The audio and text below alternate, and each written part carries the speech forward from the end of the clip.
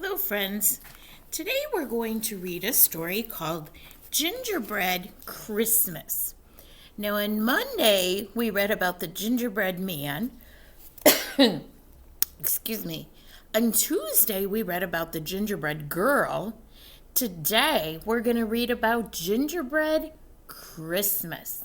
And this is from one of my favorite authors, Jan Brett. So, look at this front cover.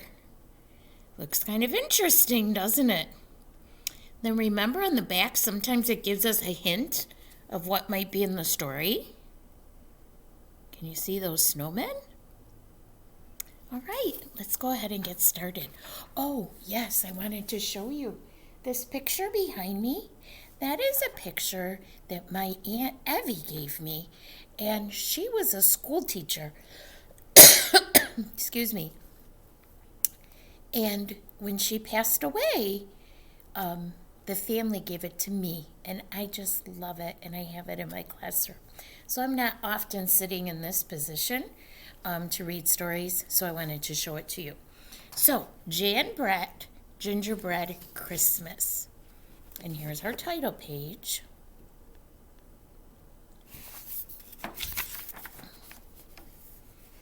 A little bit more before we get started.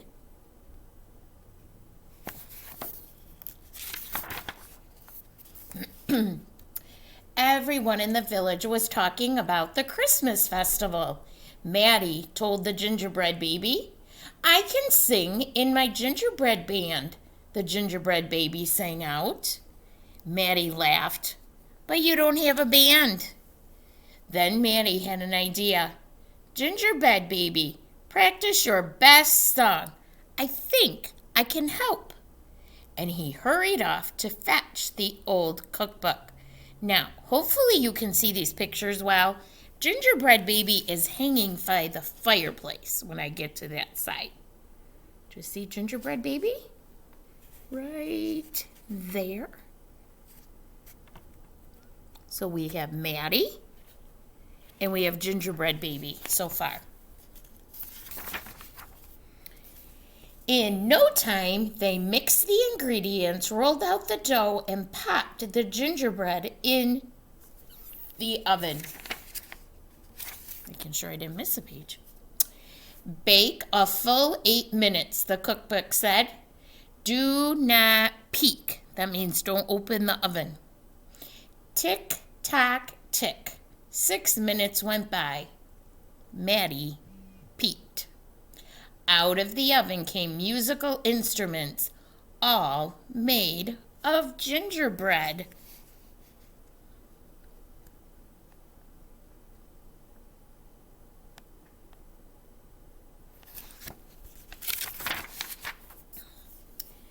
They danced onto the table, playing as they went. The instruments clamored to perform then and there, but Maddie toned them down. So they were making lots of noise. That's what clamor means. And Maddie's like, tone it down. First, you need some frosting, Maddie said. Then we'll be off to the village.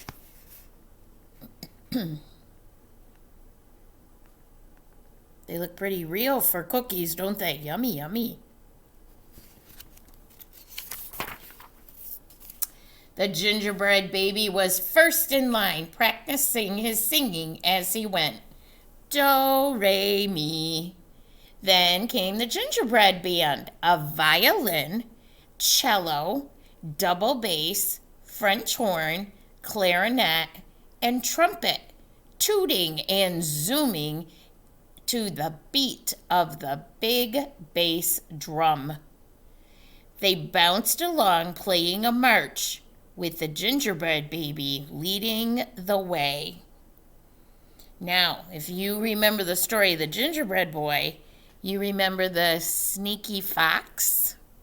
Well, look right here. What do you see? Uh-oh. So let's look at our page. Here they are going to the village. And then on this page, you also see a picture of a fox. Now in Jan Brett's story, the page on this side, on the right side, always gives you a hint of what's coming.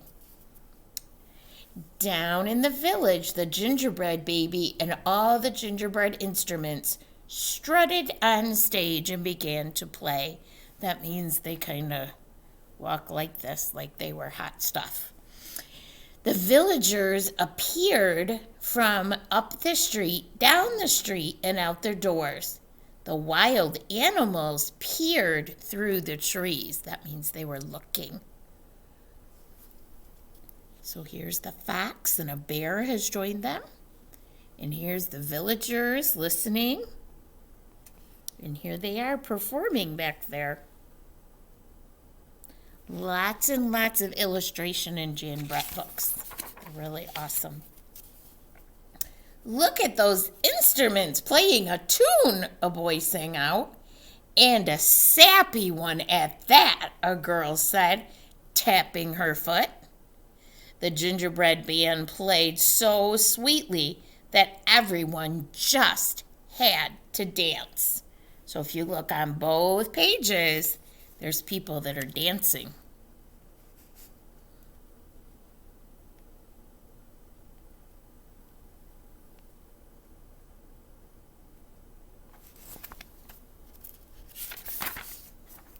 The gingerbread baby saw the animals inch closer.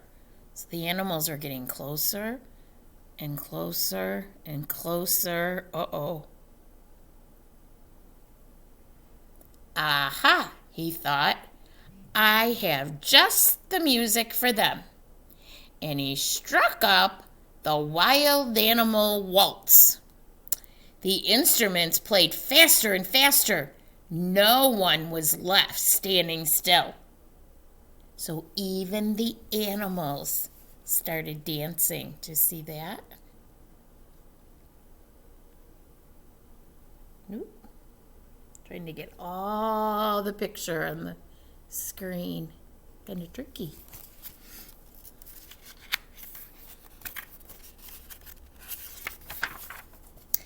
In the middle of the festivities, little Aunt Sophie stepped in closer. I think those instruments are really cookies, she announced, and I so want one. Everyone stared at the stage thinking, I want a piece of gingerbread for myself.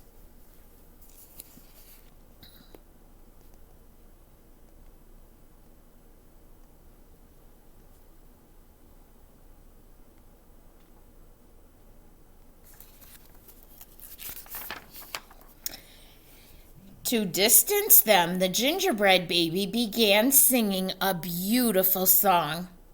Star twinkles, twinkle in the night, silver tree and snow delight. Hand in hand we twirl around, twirling in the magic sound. The villagers were spellbound. That means they were like, wow, like that. Nobody noticed the instruments behind him quietly leaving the stage.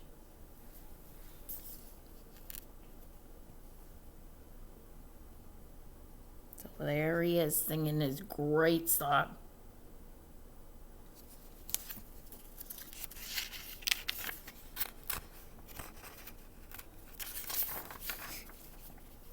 Backstage, Maddie knew that the jig was up. He made a plan to hide the gingerbread band, excuse me. While the gingerbread baby was singing, he scooped up the snow and did a little magic where no one could see.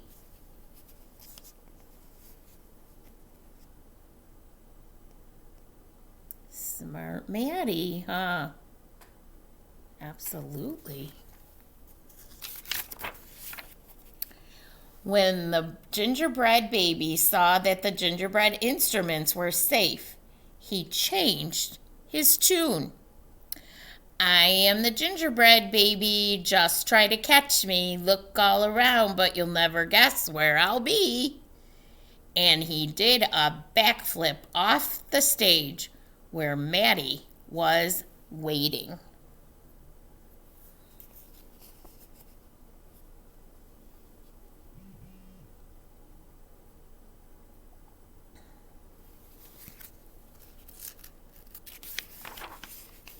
The gingerbread baby zigged and zagged.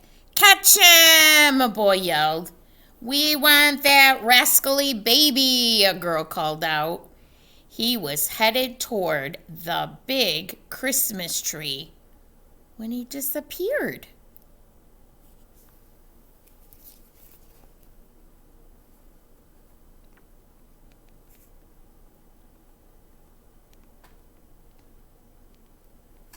It was kind of like our other two books in that he was running, right?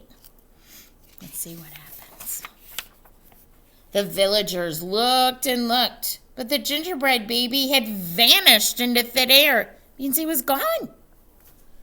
And the gingerbread instruments were nowhere to be seen. We'll never forget the sweet sounds of the gingerbread band, the villagers consoled themselves. Maddie waved goodbye.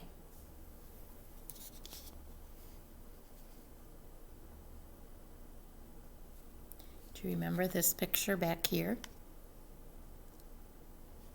Okay. Yeah, that was a hint, wasn't it? Oh my goodness. Not far away, the gingerbread baby was hiding. It was the hardest thing he ever had to do. The gingerbread baby was thinking, I must be absolutely quiet. I must be perfectly still. I don't know about you, but that's really, really hard for me. And if you were here in my classroom, I would have you try to find him. But I am going to show you where he is in case you can't find him.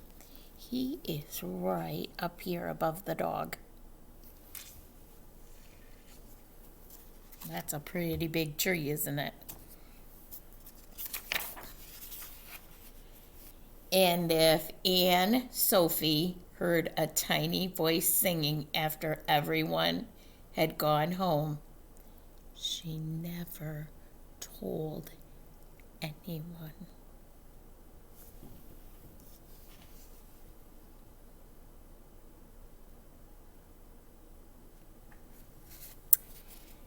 So, we've had 3 gingerbread stories.